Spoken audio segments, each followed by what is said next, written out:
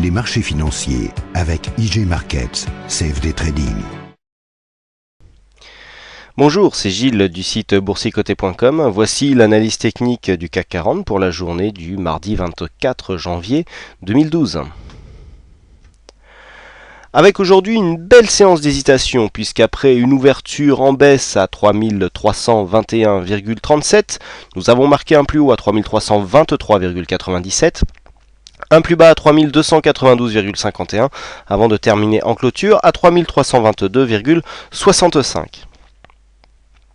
Le CAC 40 perd 0,47% sur cette séance, presque 16 points perdus par rapport au cours de clôture d'hier. C'est donc une petite séance de baisse puisque nous voyons ici les plus bas et les plus hauts qui sont passés en évolution descendante et donc qui confirment la rupture de dynamique que nous avions eue sur la tendance très court terme et que je vous avais signalé hier. Du point de vue des indicateurs, nous avons un RSI qui est toujours en évolution positive puisque ce support haussier ici n'est toujours pas attaqué.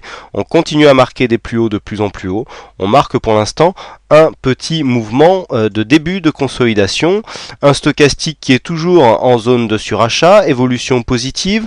On vient croiser ici la ligne de signal. Pour l'instant, ce n'est pas encore un signal de potentiel retournement. On attendra que l'indicateur accompagné de sa ligne de signal sorte de sa zone de surachat, un peu comme ce qui s'était passé ici, même si le signal avait été invalidé ici sur ce croisement inverse.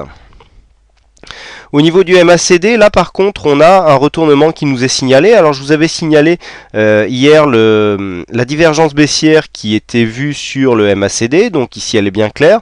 On commence à venir se retourner ici alors que le plus haut est bien plus bas que le précédent plus haut. Donc il s'agit bien d'une divergence. Ici nous avons eu une belle phase haussière. Nous nous retournons avec un histogramme rouge. L'évolution est relativement importante. Vous voyez que le retournement se fait sur un écart qui est assez conséquent. Donc c'est un premier signe de retournement que nous constatons grâce à cet indicateur. Du point de vue des volumes, eh bien une baisse des volumes donc sur cette séance baissière, donc légèrement plus faible que les volumes que nous avons connus hier. Donc du point de vue des volumes, pour l'instant, on serait toujours sur une phase de consolidation court terme qui ne remettrait pas en cause la tendance de fond, avec une volatilité toujours en baisse, moins de 1% de volatilité aujourd'hui sur cette séance, donc je le rappelle, très hésitante.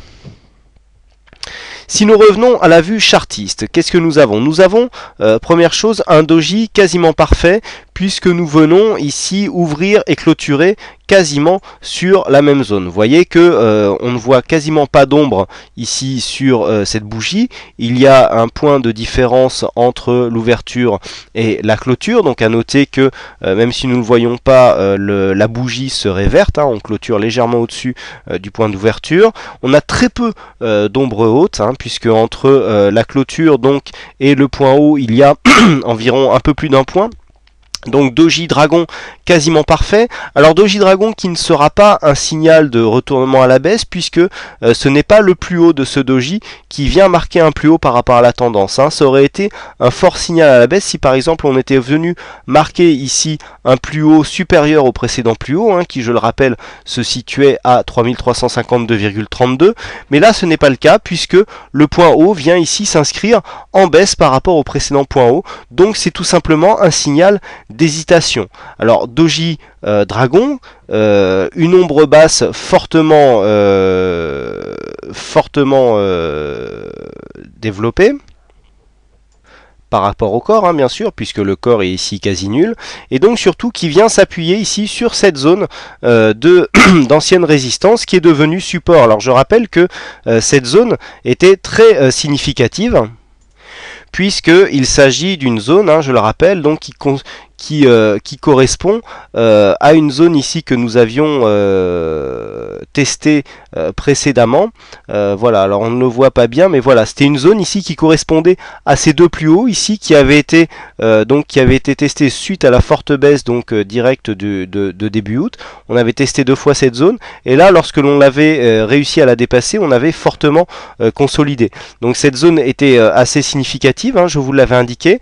On a marqué donc, on a eu cette zone comme phase de résistance, puisque ici suite à la dynamique suivie ici d'un gap haussier qui n'est toujours pas comblé, eh bien nous avions ces deux bougies qui étaient venues qui avait eu du mal ici à franchir cette résistance. On avait transformé l'essai sur la séance du 19 janvier.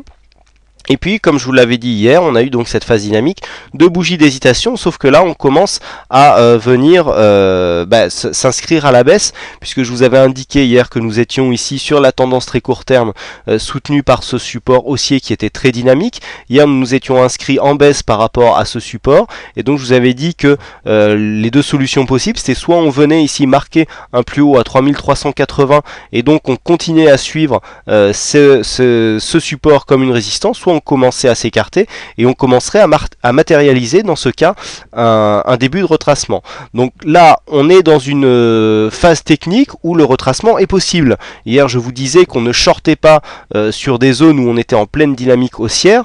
Là on sent que il ne manquerait plus grand chose pour venir marquer un point de consolidation. Donc on est toujours sur des points relativement corrects si on veut jouer la consolidation. Par contre il faudra absolument passer cette zone des 3288 à la baisse. On peut avoir ici une phase d'overlap, donc avec cassure ici de la résistance, on revient, on teste comme support et on continue en dynamique haussière. Ce sont des risques, mais on a légèrement plus de probabilité de venir ici shorter pour pourquoi pas rejoindre ici le bas du trend haussier sur cette phase donc où on a une marque d'affaiblissement plutôt qu'en pleine dynamique haussière. Alors c'est vrai que le point d'entrée est légèrement meilleur sur cette zone, mais là on a tout simplement plus de probabilité. Chacun voit midi à sa porte, comme je vous le disais. Personnellement, j'aurais plus tendance à venir jouer la consolidation sur cette configuration technique, d'autant plus que mes backtests me donnent une bonne probabilité de consolidation sur cette phase. Alors, bonne probabilité, même si on est entre 75 et 80%, on serait plutôt à 75 sur cette phase-là. 75, ça laisse quand même une chance sur 4 de se tromper, donc on ne joue pas le paquet sur ce genre de position. On vient jouer une taille de position correcte, et puis on tente ici une consolidation donc vers la zone de support avec une invalidation ici en cas de dépassement des 3252. Donc voilà ce que l'on peut dire sur cette analyse technique. Donc aujourd'hui, j'ai personnellement eu un bug sur le fixing, donc je ne peux pas vous donner le gagnant sur le jeu du fixing pour le moment. C'est ainsi que se termine donc cette analyse. Il ne me reste plus qu'à vous souhaiter à toutes et à tous une bonne soirée, bonne chance dans votre aide, et je vous donne rendez-vous dès demain pour de prochaines analyses techniques en vidéo. Bonsoir à tous. Les marchés financiers avec IG Markets, CFD Trading.